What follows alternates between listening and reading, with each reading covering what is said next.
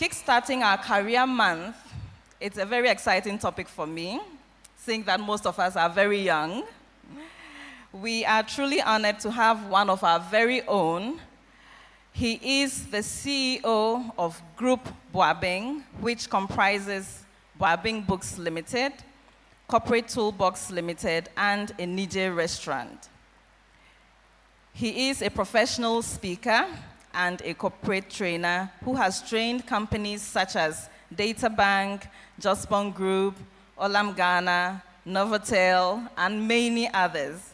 He's also been featured on multiple radio and television stations, including TV3, GTV, Joy Prime, Joy FM, City FM, OK FM, should I continue?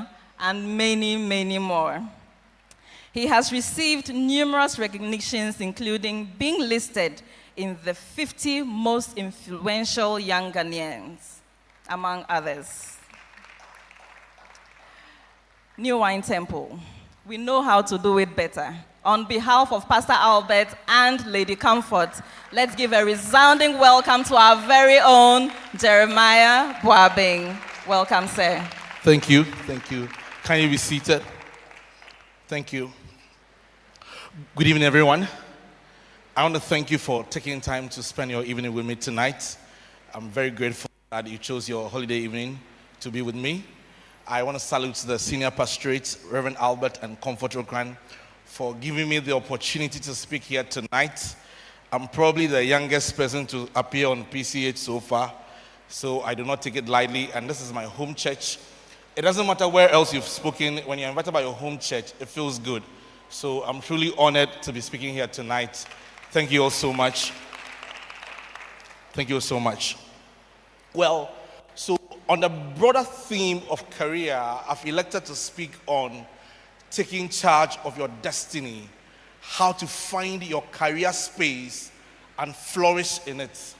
How to find your career space and flourish in it. As my introduction intimated, I run a group of businesses known as Group Boabing. Group Boabing comprises of Boabing Books, Corporate Toolbox Limited, and Nije Restaurant. I started Boabing Books about 9 years ago.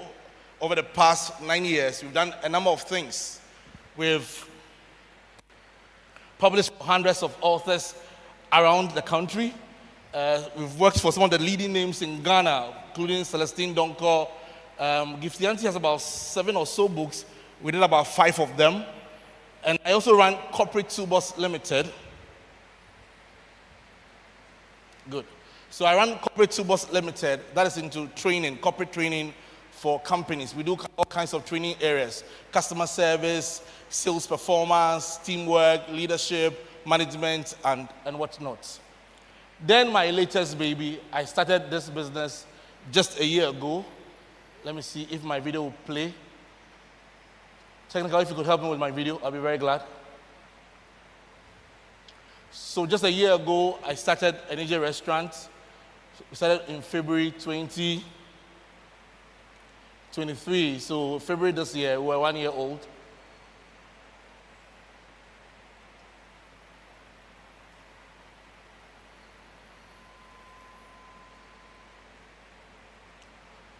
Okay. All right, so that's our cute restaurant in the heart of Caprice. If you want to eat jollof, I'm the guy to come to. All right, so we can move on. All right. So why am I so interested in business? And why am I trying to do so much? Well, just 2 reasons. Reason number 1, I believe that God has deposited so much in me, a lot of gifts and talents, so I must optimize the gift that God has given me. But reason number 2 is very important to me. I believe that Ghanaians must control the wealth of the nation. Ghanaians must control the businesses in the country. In case you didn't know, most of the biggest companies in Ghana are not owned by Ghanaians. So we can think of the biggest supermarket chain in Ghana. What would it be? Melcom.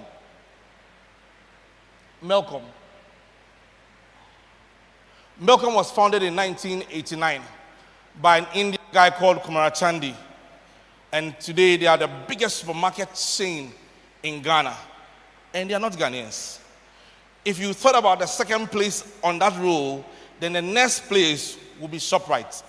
ShopRite is the biggest supermarket chain in the whole of Africa. They have about 3,500 stores. And they operate in Ghana. And they are not Ghanaians. Maybe you could think of a very popular brand like MTN. MTN owns more than 50% of the market share in telephony, mobile telephony services. And MTN is not a Ghanaian business. Let's go closer to home. Probably all of us here grew up to a brand called Fun Milk. Fun Milk is not a Ghanaian company. Fun Milk is owned by a company called Danone. Danone was founded in Barcelona but is headquartered in Paris. Danone is not a Ghanaian company. Olam Ghana. So brands like Royal Aroma, Peck Biscuit, Tasty Tom are produced by a company called Olam Ghana. Olam Ghana is not Ghana. Olam Ghana was founded in Singapore, and they brought a branch of their company to Ghana.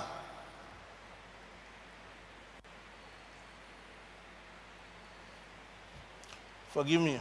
Good. In case you like beverages and you like Malta Guinness, and you've owned Malta Guinness all your life, Malta Guinness is not a Ghanaian company. Malta Guinness belongs to Guinness Ghana Brewery Limited. And even though Ghana is in the name, it is not owned by Ghana. The actual company that owns Guinness Ghana Brewery Limited is called Diageo. It is not a Ghanaian company. If you don't like Malta Guinness and you like Better Malt is produced by Accra Brewery Limited. And even though it's called Accra Brewery Limited, it is not owned by Accra. It is owned by AB InBev. AB InBev is the largest brewery in the world. It is not a Ghanaian company. Let's come to a very popular brand called Papaya. You would think that a business with the name Papaya will be a Ghanaian company. But Papaya is not owned by a Ghanaian. It is owned by some Lebanese. They say they are Ghanaians, but Ghanaians are not Lebanese. There is no tribe in Ghana called Lebanon. So, if you look at the biggest companies in the country, those who control wealth, power, and money in the country, they are not Ghanaians. A few years ago, I studied most of the companies listed on the stock exchange in Ghana, and many of them are not Ghanaians. The people of the country must own the wealth of the country. Do you agree with me? The indigents of a country must control the wealth, the economics of that country. In life, economics drives politics. The person who pays the piper determines the tune. Many years ago, a man rose up in America called William Jennings Bryan. Was a very powerful politician.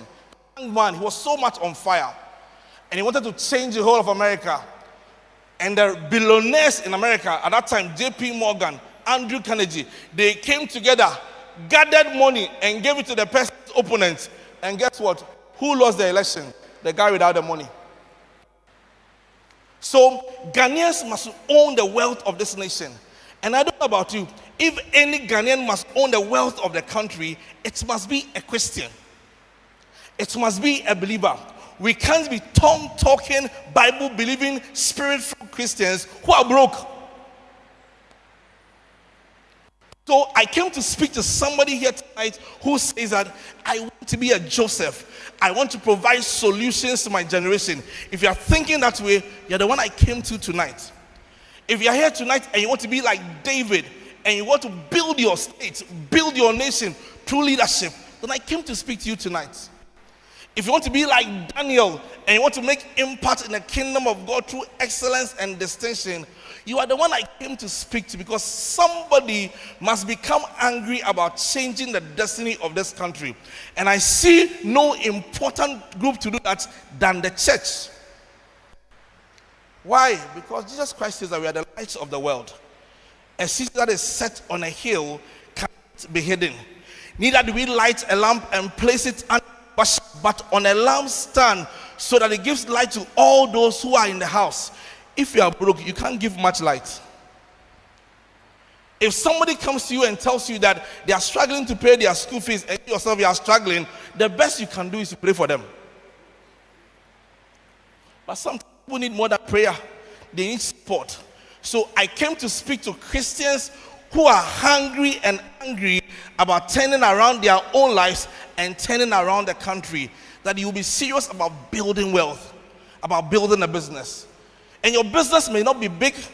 It may be a very small business, but we have to start from somewhere. Malcolm started from somewhere.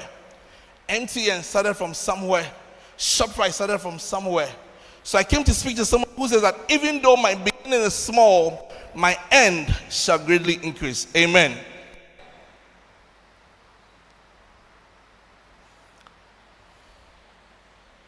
So how did I get into business?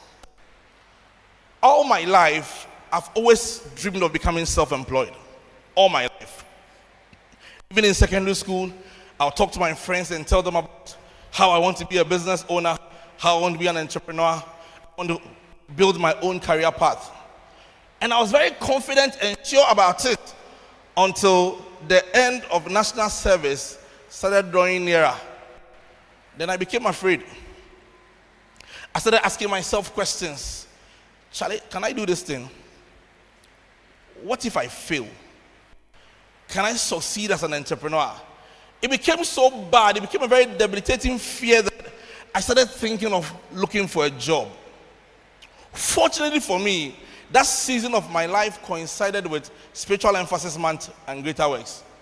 And that year, all the preachers Greater Works preached about prosperity, wealth creation, entrepreneurship, building your own company, and I prayed a lot during that season of my life. And eventually, my faith was stirred up, and I got a lot more courage to go out there and become a self-employed person. So all I want to say is, it's okay to be afraid even in the pursuit of your God-given assignment. It's normal to be afraid even whilst you try to do what you believe God has called you to do. It's very normal to be afraid. Sometimes you are so sure of what God has called you to do, yet there's some anxiety in your spirit, there's some uncertainty in your spirit, you're not sure of what to do, you are afraid to start. So it's normal to be afraid. But the good thing is that prayer is there for the believer. Prayer can stir up your courage. Prayer can stir up your boldness. Prayer up your spirit to step out there and do something big with your life. So when you feel afraid, when you feel discouraged, when you feel that you want to give up on what you are doing, just go to God in prayer. Become a person of prayer. Pray to God about your dreams. Pray to God about your aspirations. Pray to God for boldness. Pray to God for courage, because God answers prayer. There are people who say things like, there are things we pray about and there are things that we work on. Well, I disagree. It is not a Christian mindset. Everything that you can work on, you can pray about. Everything you can take action on, you can pray about. It is not either or. So it is not action or prayer. It is action and prayer. So study all you can. Research all you can. Strategize all you can. But pray. But pray. Especially if you are trying to do big things in your life, in a country like Ghana, in a continent like Africa, you got to pray. A few years ago, a young girl in America called Kylie Jenner became a billionaire by selling makeup. Makeup, not cocoa, not oil, not banking. Come and sell makeup in Ghana, let's see. So when you're trying to grow a dream, when you're trying to push for an agenda, establish something in a continent like Africa and Ghana, you have to pray.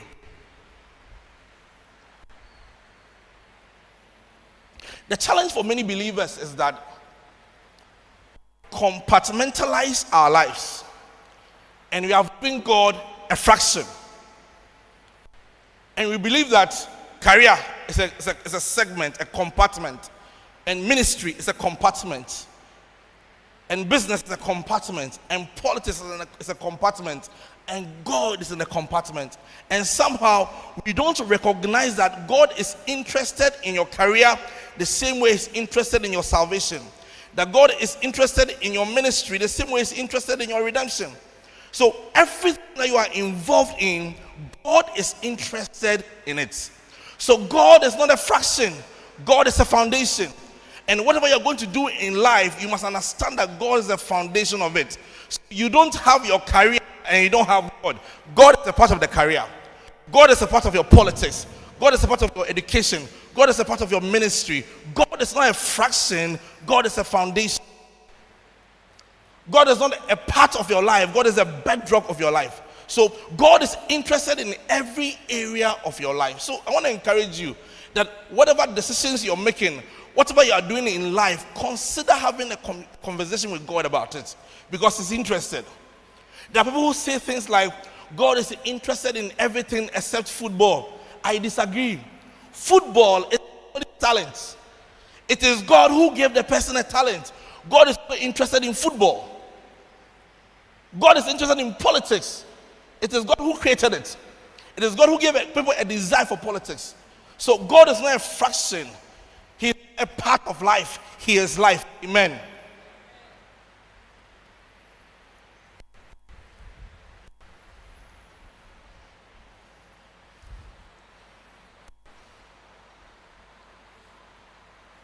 So back to my story. I eventually got a confidence to go out there as a public speaker. So I started. And I got a lot of invitations to churches and to schools. I was speaking about twice every week, speaking in conferences. Then one day, I was walking through my neighborhood, and I met the mother of a classmate of mine. And we're very happy to see each other because his son was my academic rival in school. We're competing with each other to be first in class. I am trying to build a career based on my talent. In the name of oh, I could see that she was disappointed. What are you doing? I mean, I am sure she said in her head, because she wanted me to say I work for XYZ Bank, ABC Company. But I was not discouraged. I understood clearly what I was trying to do with my life. My friends, the biggest prison in life is the thinking that everybody must go to university, graduate, wear a tie, and go to an office. The biggest prison in life is for us to think that everybody must graduate from school and go and work in an air-conditioned office. Now, I'm not saying that becoming an employee or working in an office is bad. Becoming an employee is a good thing. Not all of us will become entrepreneurs. Great entrepreneurs need great employees to succeed. A great employee, a great entrepreneur cannot work all by himself. So employees are necessary. But not everybody must graduate from school and go and work in an office. If you feel that you have finished a degree and what you want to do with your degree is to barber people's hair, do it. If you can do it well, you prosper. If you have finished a degree and what you want to do is to sew clothes, if you can do it well, you prosper. If you have finished a degree and what you want to do is to collect rubbish, because who knows, you become the next competitor of Zoom Lion. The biggest prison in the world is the thinking that everybody must graduate from school and go and work in an office. A few years ago, I did some consulting work for a fashion business. I mean, kind of fashion business. For a tailor. He was making $150,000 every month from sewing clothes. Tailor. If your daughter had come home and said, "Mommy, I want to marry a tailor," what would you have said? But he was making $150,000 every month from sewing clothes. Today, he has about 5 branches in Ghana. He has opened a branch in Rwanda, a branch in Kenya. Tailor. I have a friend who is working in a bank, and she quit her job in a bank to go and work with her mother to sell what? Chalwote and plastic chairs. And this morning I spoke to her and she said, "Jerry, I don't regret doing what I'm doing. I am very comfortable. I am making money." She has finished a degree in HR. She has a banking career. she's selling chalwote. My friends, can I submit to you that some of the ideas we have about life and what leads to prosperity are false? Some of the ideas we have about life and what leads to prosperity are false. So it's possible to take a vocational path and be successful. It's possible to go into catering and be successful. It's possible to start an upstream agency and be successful. Success in life is not about what you do. Success in life is about how you do what you do. So it's possible for somebody to sell food and make more money than somebody who went to medical school, because it's not about the what, it's about the how.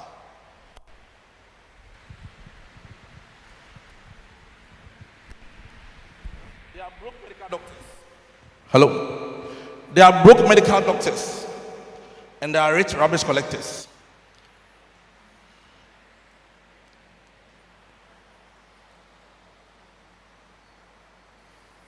For many people, their biggest fear is what will people say. Many people have an idea of what they want to do with their lives. They have an idea of which career path to follow. Their biggest challenge is, what will people say? I met a young girl who had finished university and she was selling clothes, but she had stopped to go and look for a job in an office. And I asked her why, and she said, I can't tell people that when I finish university, I'm selling clothes. But she was making money from selling clothes, but she was concerned about what will people say. Let me share a few thoughts. I believe that we are in a new career dispensation. We are in a new career dispensation. And a few thoughts on that. Careers are no longer rigid. Careers are no longer rigid. You see, back in the days, somebody could go to school and say, I am going to be an accountant. And they'll become an accountant and work in the same company for 30 years. For 30 years, they will work in the same company. Careers no longer have to be like that anymore. It's possible to work in a company and change. It's possible to study animal husbandry and go and do something else with your life. Because of late, the animals don't need husbands anymore. It's possible to study engineering and build a career in finance. Careers are no longer rigid. It's possible to do biological science and pursue a career in journalism. Careers are no longer rigid. Your will to succeed is more important than your degree. Your will to succeed, whatever you decide to do with your life, your will to succeed in it is more important than your education and your training. So careers are no longer rigid. Then careers are no longer linear. So you don't have to do one thing for the rest of your life. You can switch. It's possible to do something for 10 years and switch. Recently, I consulted for a young lady who says, I've been working in banking for 15 years. I'm tired. I want to go into training and consulting. Careers are no longer linear. It's possible for you to make switches. Careers are no longer singular. So people do just one job, one career. They do HR for the rest of their lives. Nowadays, you don't have to do one thing. You can do a composite of things. One of my friends, he's a distribution manager in a big brewery company. He and his wife have started a business to distribute drinks and water. Careers are no longer singular. His wife is into safety. He is into distribution and logistics. But they have a business selling water and drinks. So you don't just have to do one thing. You can have a composite of careers. You can be a lawyer and a doctor. You can be a journalist and a pastor. Careers are no longer singular.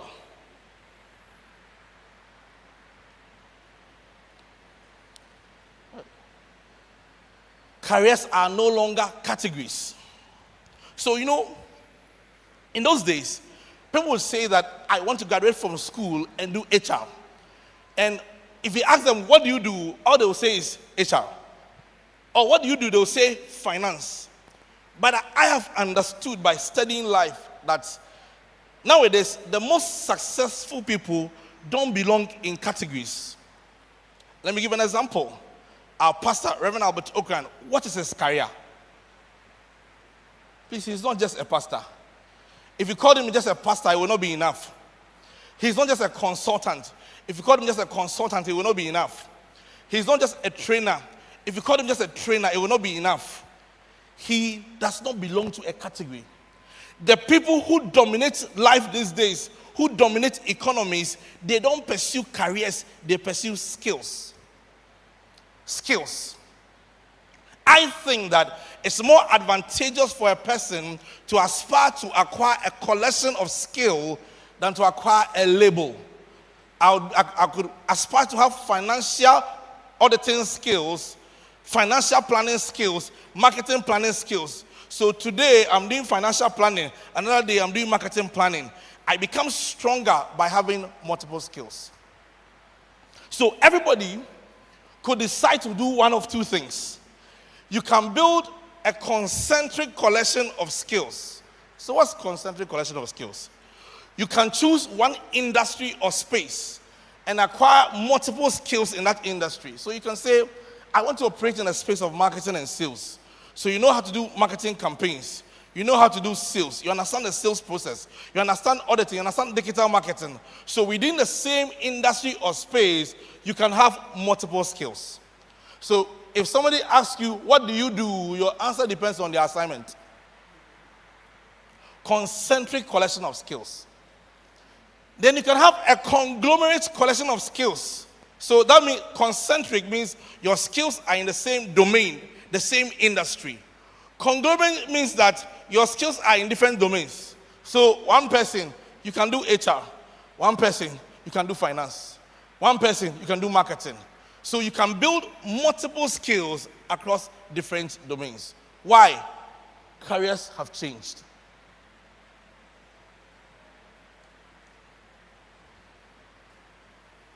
Good.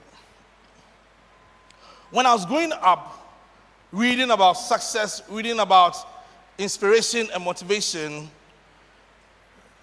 the John Maxwell movement introduced us to what they believed were the strategies or keys to discover your career. So they talked about things like talent, about passion, about personality, about purpose.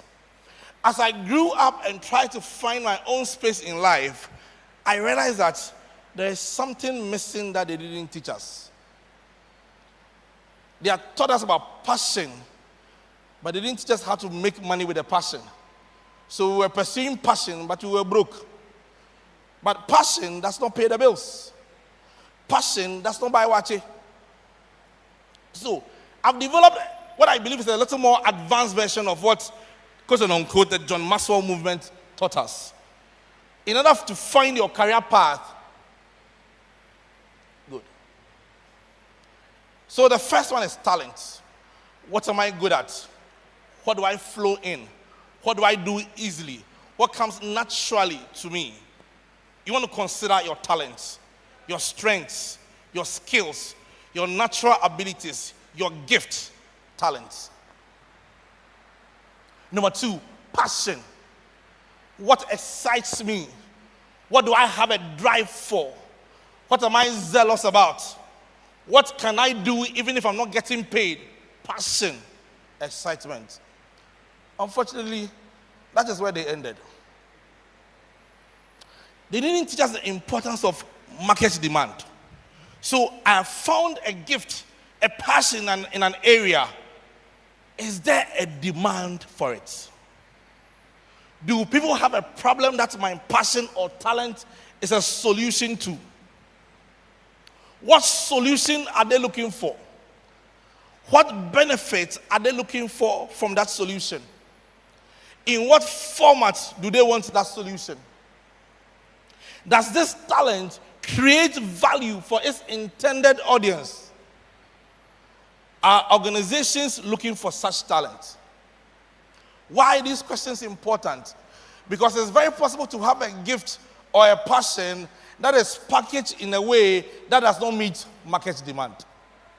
So the passion is there, you are a good MC, you are a good singer, but nobody's going to pay you for what you have because you've not asked deep questions about market demand.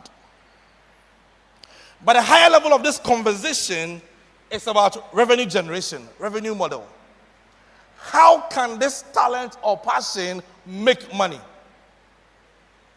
The challenge with the John Maxwell movement or the John Maxwell generation is that they made us feel like considering money in choosing a career is wrong. You will agree with them until you get married.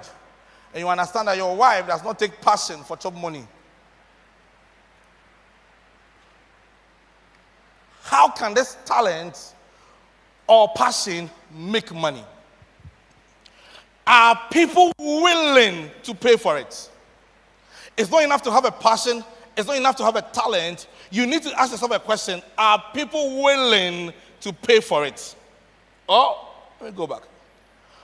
Are people willing to pay for my passion or talent in the form that it is now? In which form, in which presentation, in which packaging will my talent attract money? The same talent positioned for a different market will either be broke or prosper. The same talent. The same gift positioned for a different market will make money or make no money. So you need to ask yourself questions about revenue. How do you make money? Now the higher level of this. So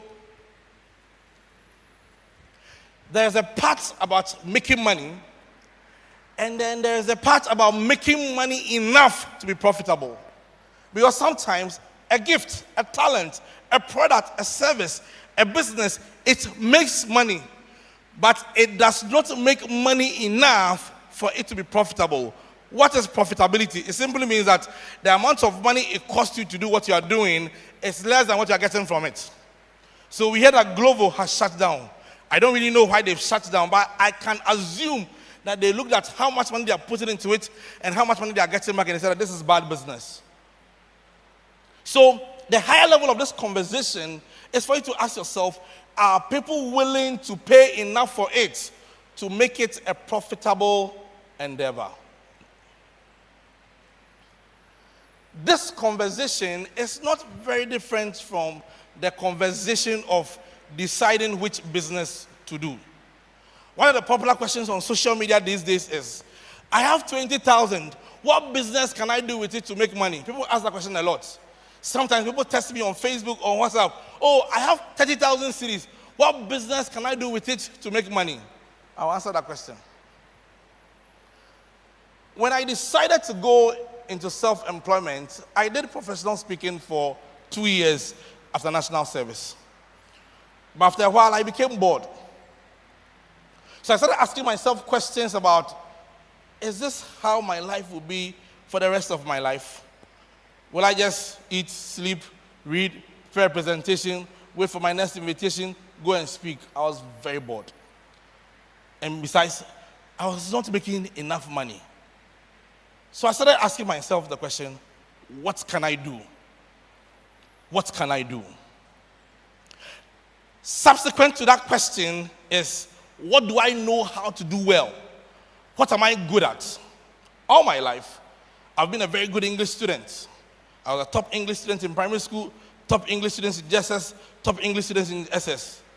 So I started asking myself, what can I do with English? First answer, teach. Teach English. And I've taught before. I've taught for a while. And I want to be a teacher, but not in a classroom. I want to be a teacher in conferences. So I said, no teaching. So I got the idea to become an editor. So when you write a book, you bring the book to me, and I edit it for you. So that's how I started my first company. I started with editing, added design, added printing, and started my first company, the publishing company. So how is this conversation related to discovering your business path? So it's not enough to say that I have 20,000 cedis. What business can I do with this? Your budget is not the only factor to consider in deciding to go into a business. What should you consider? I'll share 6 things. 1, interest, idea, innovation, or invention.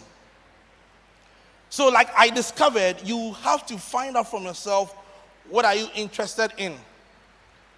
What ideas do you have? What invention have you developed? What innovation do you want to bring to the market? You first start from yourself. All of success begins first from the inside to the outside. It begins first from finding a gift, a passion, an idea inside of you and connecting it to an external opportunity. So unfortunately, it is sad for me to announce that not everybody jackpying will succeed in Jackpot Town. Why? Because it's not just about environment. Environment is powerful. Environments can impact success. But until you know a gift inside of you and connect it to an opportunity in the environment, nothing will change. So in order to decide which business you want to go into, you want to find out what idea do you have? What interest do you have? What opportunity have you seen in the market? Have you seen a gap in the market? But sometimes the fact that there's a gap in the market does not mean that there's a market in the gap. And I'll explain. So the next one is capabilities. The reason you cannot ask a question like, I have 20,000 cities, what business can I do to it to prosper? Is one of the reasons is capabilities. Why? Every business has capabilities that it requires for it to succeed.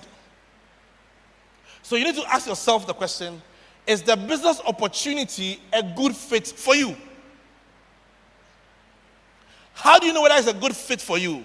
You know by asking yourself, what experience, skills, abilities, or trainings do I have that can make me successful in this business? So if you get an idea to set up an airline or a car manufacturing company, or probably even a lower dream, a car repair company, you need to ask yourself the question, what experience, skills, and abilities do I have with cars that will make my business successful? Do you have the technical, managerial capability to promote the business? Many of us, the businesses that we started at first, we jumped into it. We didn't consider capabilities. So sometimes you jump into a business and realize that I don't have the capability for it to, then you need to start asking yourself the question, how do I make up for my gap? Do I hire somebody? Do I partner somebody? Or do I merge with somebody? Capabilities. Then my comment about market. The fact that there is a gap in the market does not mean that there's a market in the gap. What does that mean? It simply means if you have noticed an opportunity, a gap, you must ask yourself the question, does there exist a market demand? So for instance, if I get the idea to set up a home care business simply means that if you have an aged person at home, bring that person to come and live with me. I may have seen that opportunity. The question I need to ask myself is that, are Ghanaian families willing to let their aged mothers and fathers go and live with a stranger? So I have found the idea. I've spotted a nice place in East Legon that I can start a home care business with. But the question I must ask myself is, how many Ghanaians are willing to let their 70 or 80-year-old grandmother or mother or father go and live in another home separate from them? I must find the answer to that question.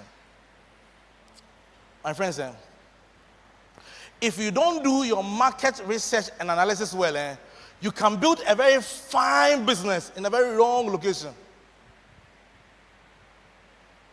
And the thing about we Christians is because we are people of faith, we want to do everything with faith. But the same Bible that teaches us faith teaches us wisdom. So we must determine market demand. And you may be asking, I'm a small business person, so how do I invest money into market research? There are so many ways to do market research. You can do it yourself. You can go about bouncing your ideas off people and asking people questions. Charlie, I have this idea. What do you think? Sometimes, most people will tell you what you don't agree with. But at least it will help you clarify what you agree with. So you must work on market demand. Do customers want what I have?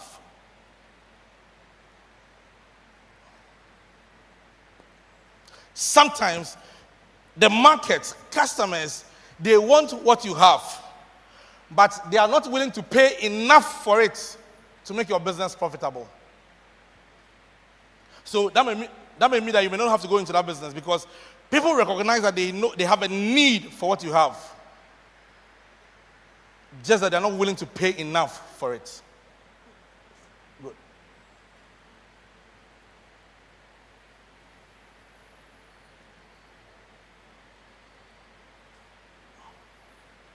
All right. The last is for this. So, business model.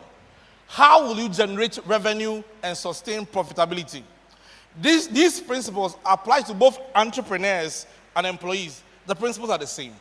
How will you generate revenue and sustain profitability? Simply meaning, how will you make money? And you may want to consider things like cost structure. Simply meaning, how much money will you spend to deliver your product or your service? Very important question. Most times we don't consider that. Then very closely related to cost structure is pricing. How much are you going to sell your product or service? Very often, many of us Ghanaian entrepreneurs, we stay in our room and we decide price by ourselves. The question we never ask is affordability. Can the customer afford my price? So you may even be a freelance graphic designer. But these principles apply to you. Then profit structure. I don't want to spend time teaching about profit structure because of time, but profit structure simply means that in your business, are you going to make profit from large margins or small margins? If you're going to make profit from large margins, it means that you will not sell a lot of volumes. If you make profit from small margins, it means you have to sell many volumes. You need to understand your profit structure. Then distribution channels and promotional strategy. Many businesses in Ghana never think of promotion. They open a barbering salon and they expect that people walk into the barbering salon and come and cut their hair. They open a restaurant and expect that customers come and eat food there. Most entrepreneurs never consider promotion. Then industry trends. How is your industry? How do customers behave? How is technology advancing in your industry? What about government regulation? What is the next government regulation that can kick you out of business? You need to ask yourself those questions. And then the very final question is, I have 20,000 cedis. What business can I do with it? The very final question. Right. I'll end with this. If I have discovered my career or my business path, how do I develop it?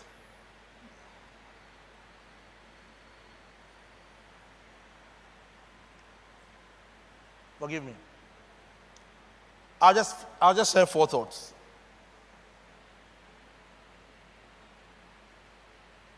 Okay. Number 1, sustain your hunger. Sustain your hunger. The biggest challenge, especially for those of us who come from poor backgrounds, is that it is very easy to become satisfied. That you set out to become something and you've bought a fine car, you've built a 2-bedroom house, you've married a nice girl, then you become satisfied. The number 1 key to driving your career, ensuring progression, is to stay hungry. Everybody must have Cristiano Ronaldo as their role model, not Messi. Everybody must consider Ronaldo as their role model. Why? He's a man who is constantly hungry for success. If you're going to do well in your career or business, you must sustain your hunger. Do not become satisfied. Will New Wine Temple become satisfied with running 2 services? Sustain your hunger. Keep being hungry. Stay hungry. Desire more success. Want to do better. Stay hungry. Number 2, be great at what you do. I could probably even end here. I'll end here. Be great at what you do. The challenge with the branding movement is that many of us are obsessed with appearance than with substance. We are obsessed with image than with identity. We are obsessed with packaging than with performance. So people will focus more on dressing well, wearing a nice kaftan, wearing a nice suit, having a bow tie, having a logo, having letterhead, doing nice branding and colors, because we think that that is what is branding. But really, branding is an experience. So Gideon, if you do very fine branding, nice social media pages, nice YouTube account, fine photos, fine videos as a musician, and I come and I listen to you, and I don't enjoy your music, I will not remember your logo. I will not remember your colors. I will not remember your appearance. I will remember the experience. Experience is more important than perception. Perception is powerful. I can see your nice car, your nice branded logos, your nice office, your nice colors, beautiful, and I like it. By seeing your brand paraphernalia, I think that you are great. Then I experience you. Then I experience your product or your service. Then I experience your talent. I experience your skill.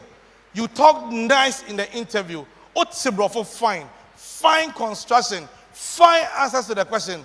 Probationary period. You get fired. That is the story of the branding movement. We become obsessed with appearance than with substance. My final story and I close. When you fail, bounce back. When you fail, bounce back. The story I've told here today might sound like I've had a rosy life, but I have not had a rosy life. When I started my very recent business, I had put in so much money, more than 1 million cedis, into a business. It was the first time in my life that I've started a business big. I had not started a business big before, because unless you come from a rich family, almost everything you start in life will be small. But I started a restaurant, and I raised quite a good amount of capital to build a restaurant. And in my excitement and enthusiasm, I thought that everybody would rush and come and eat my food. In the first 3 or 4 months, I had made quite a name. So people came to eat my food. People traveled from Akosombo, from Tema, Ashamai, Kaswa, Jeremy restaurant, and they came to eat the food. After the first 3 or 4 months, they left me with my restaurant. I became discouraged. I became broken. I became very down. I was disturbed. Why have I spent several thousands of cedis on a restaurant and I'm not getting the sales that I want? Oh, I stopped coming to church. Maybe you didn't notice. For about 3 months, I wasn't coming to church. I was discouraged. I was even angry with God.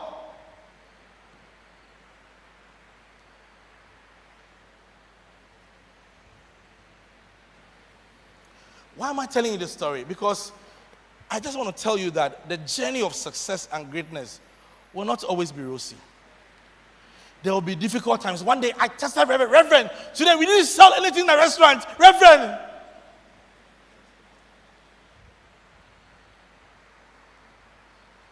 The journey of success and greatness, it will not always be rosy. There are times when things will get difficult. There are times when you'll be discouraged. There are times when you'll be broken. But every time you fall down, get back up and keep running. Every time you fall down, get back up and keep running. Your generation is looking up to you. Your family is looking up to you. Your nation is looking up to you. Your country is looking up to you. Don't disappoint. God bless you.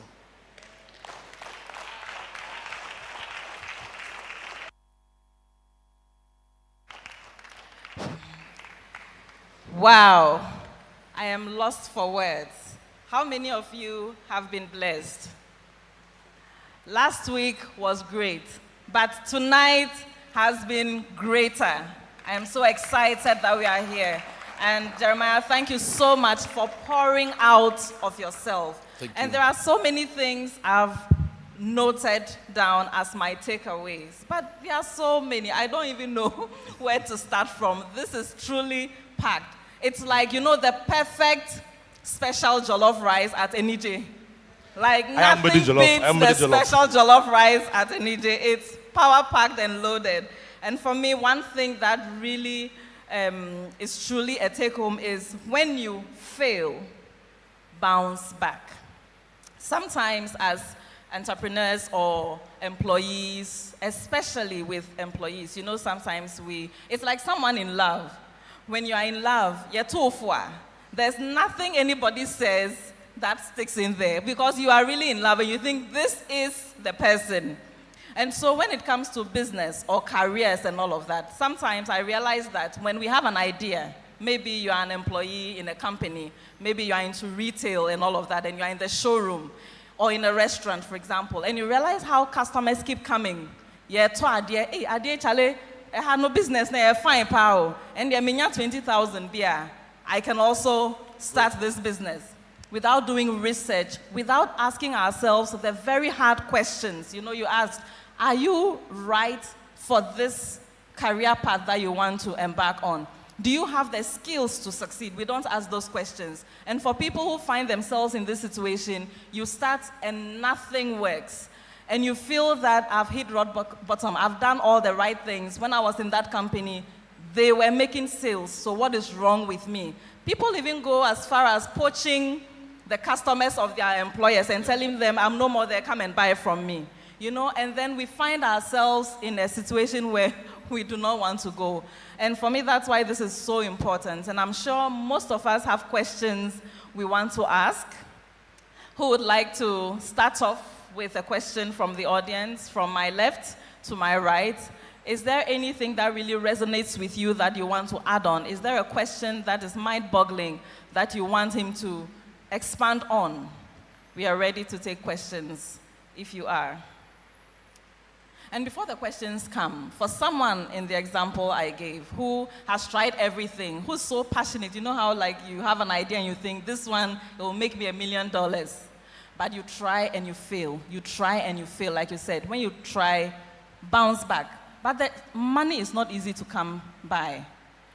What advice will you give to a young person, first of all, who is faced with societal pressures, especially from family? Sometimes the people closest to you are expected to understand you and understand that you are in a phase where just walking into an office is not the option for you. You are looking at careers and all of that, and people think we've wasted money on you, putting you through school.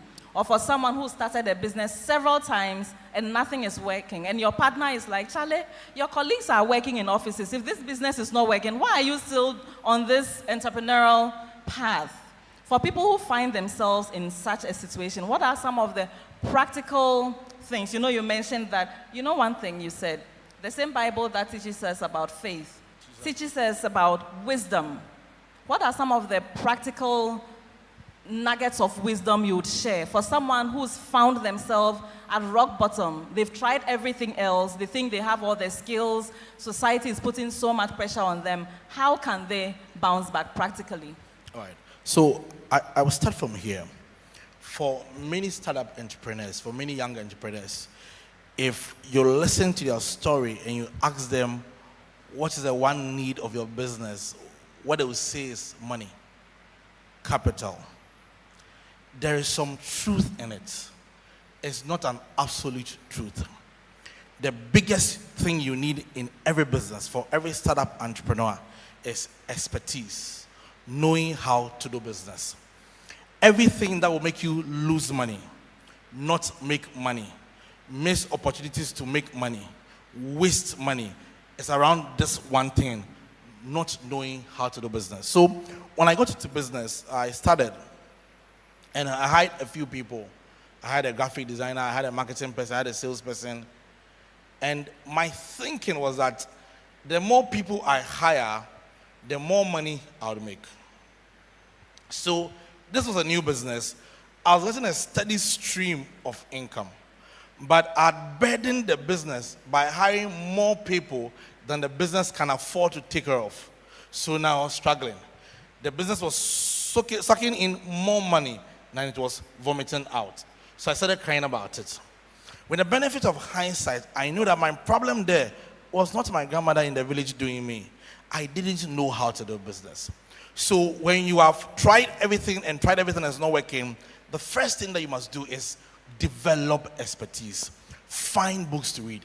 That people say, I want to become an entrepreneur. They've never read any book on entrepreneurship. They have not spoken to any mentor on entrepreneurship. They've not attended any conference on entrepreneurship. So the very first thing you must do when you are going through a difficult period is, what knowledge do I need that I don't have? Because in every industry, in every field of endeavor, there's a body of knowledge that undergets it. And until you acquire and master that knowledge, you will struggle. So start from a place of knowledge. Then secondly, understand seasons. I've had graphic designers who have worked in my company, and they've done certain jobs, and they feel that they're the ones who did the jobs. They're the reason why the jobs came. What they don't know is that I have a 17-year career history that attracts the people that I attract to me. So you may leave my business and go and start your own business, and you will struggle. But at that time, you have also started building your own history, started building your own experience. So naturally, you have to work harder to build. A round of applause. Mr. Quay. Yes, sir. Kindly come close to the mic. Your name and your question.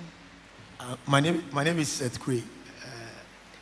I am an admirer of Jeremiah. I think I've followed him, had opportunity for him to stand in for Reverend at the program, and he probably doesn't know that, but since that time I've admired him a lot, and he's done it.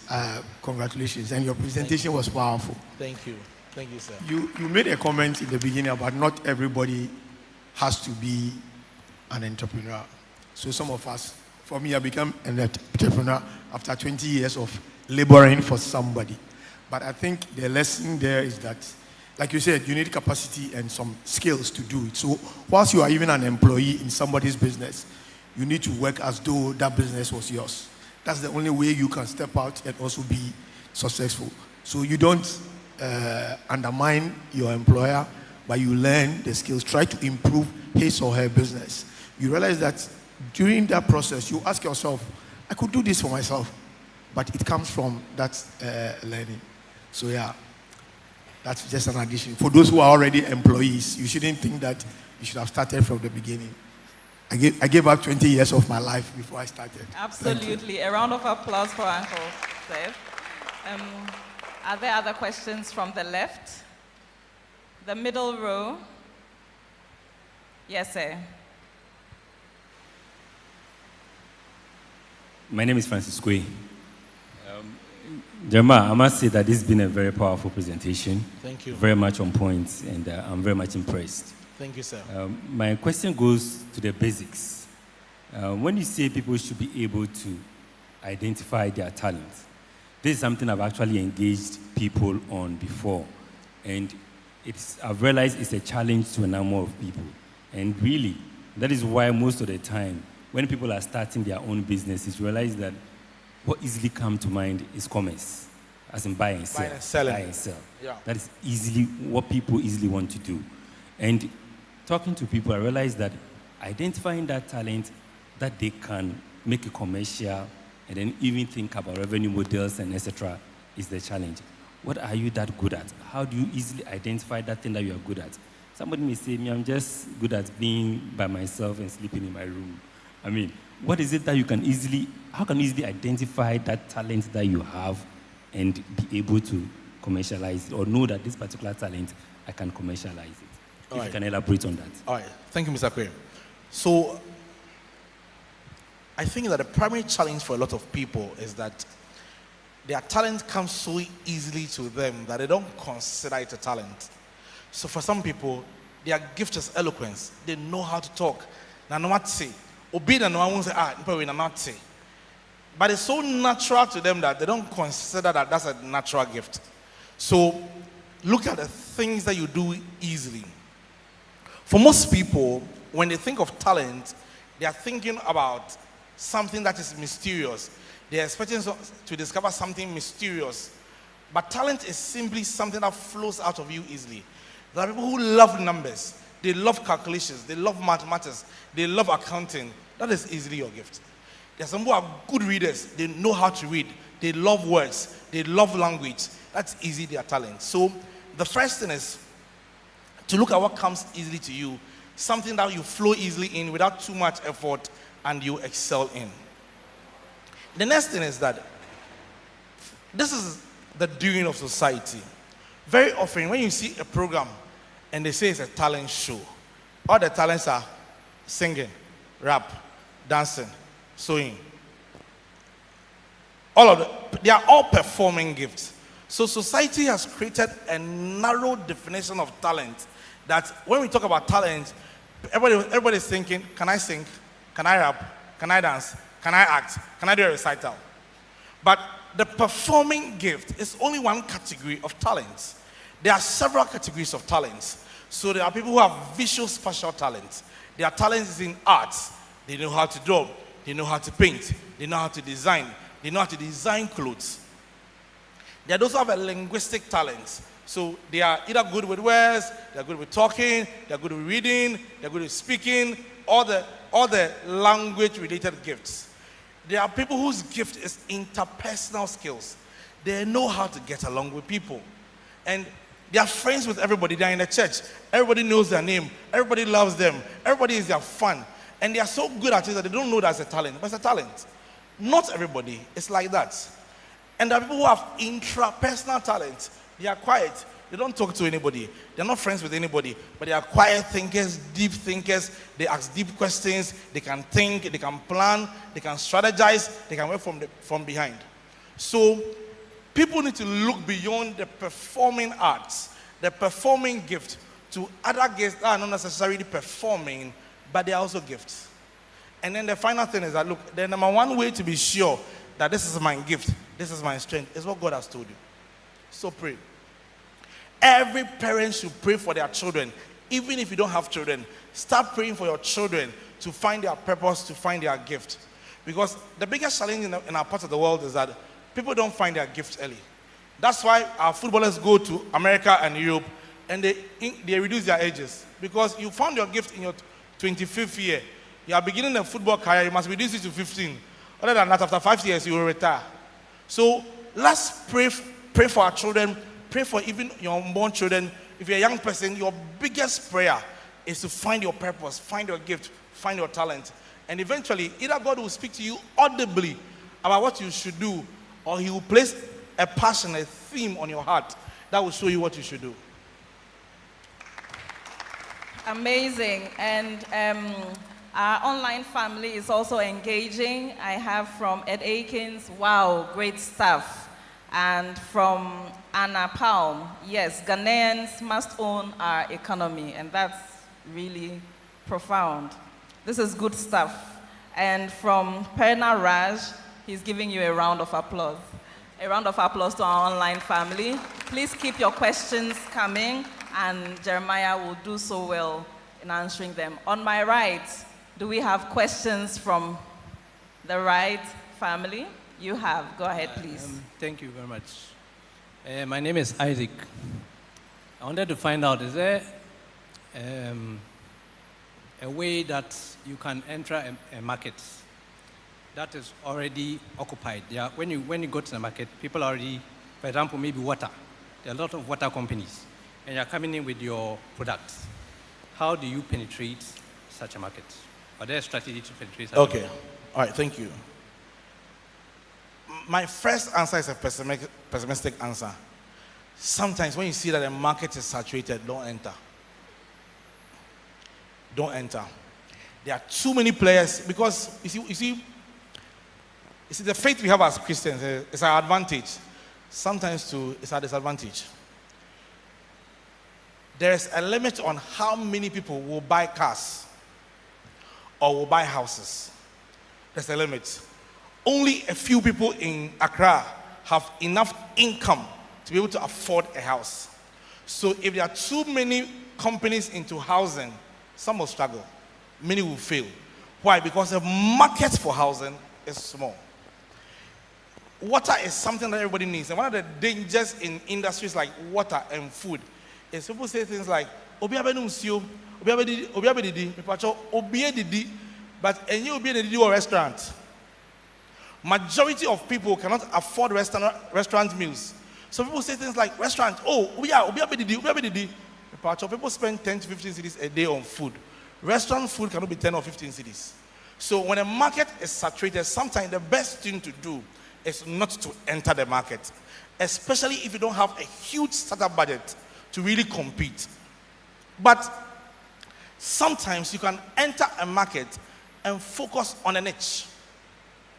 Focus on a niche. So for instance, in a space of training, conferencing, most of the biggest conferences in Ghana focus on top CEOs, top managers.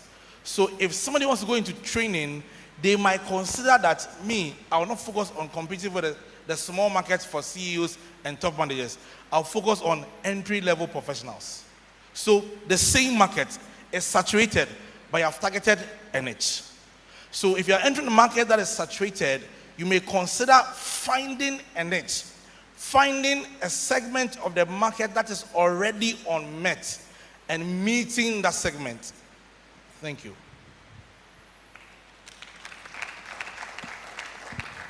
And Jeremiah, I wanted to ask, you mentioned that careers are no longer rigid. So they are no more linear and they are no longer in categories. So for young people who are starting their career journey, who've had to deal with parents or guardians who still think that, education is not cheap these days, especially good education. Even food, snacks for your children, it's really an investment. You can't have children and have a good foundation or a good education without it. You have to budget for it. How do they navigate this phase of their life? So they are in university, they are learning courses. Sometimes they are living their lives through their parents' eyes, things that their parents wanted to achieve. Probably they have lived life long enough, they've made certain mistakes and realized that this might be a stable source of income into your retirement.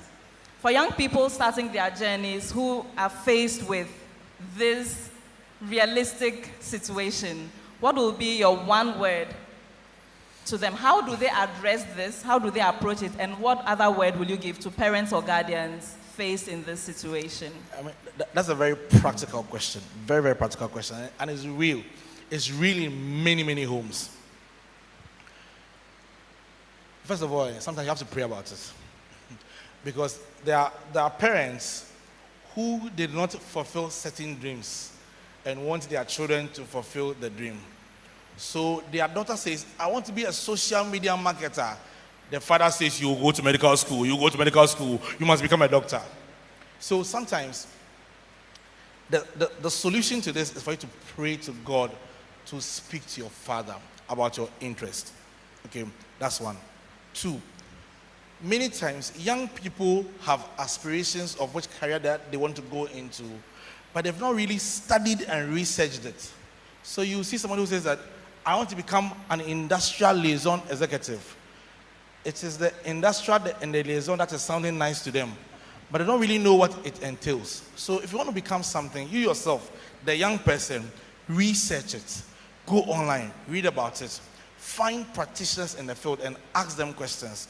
When you educate yourself enough about the industry, then you can educate your parents about the opportunities in the industry. Then my final word will be to parents. The world has changed. Salaries are not the biggest source of incomes anymore. Wages are. So a salary is what you receive at the end of the month. A wage is what you receive at the end of a gig. So someone will finish a gig and get 10,000 cedis, and someone will work a whole month and get 3,000 cedis. So the world has changed. All of us parents must research and understand the various strengths in careers these days, so that we'll be able to guide our children with some knowledge and not force our children to pursue certain careers because we believe that those careers are the ish. So sometimes the parents will find their child is a very brilliant, top student and says, go and study science, without paying attention to the child's interests and passions. So every parent must become a student of the world of work, understand industry, do your research and understand industry, and suggest to your children, propose to your children, but ultimately teach your children to build wisdom by allowing them to make their own decisions. Wow. Teach your children to build wisdom. Is there any final question before we wrap up? Yes, lady. So I want to tell the last question you mentioned. So, hello. Hi. I studied a Bachelor of Your Pharmacy. name? Odamia. Yes. So I had a first degree in pharmacy, and I had to speak to my parents that after national service, I don't want to continue. And it took me 2 years to convince them, and I'm now studying law. And in between me finishing my service and me starting law school, I had to do something for them to understand that I knew what I was saying, and I knew that that would work for me. So that was when I started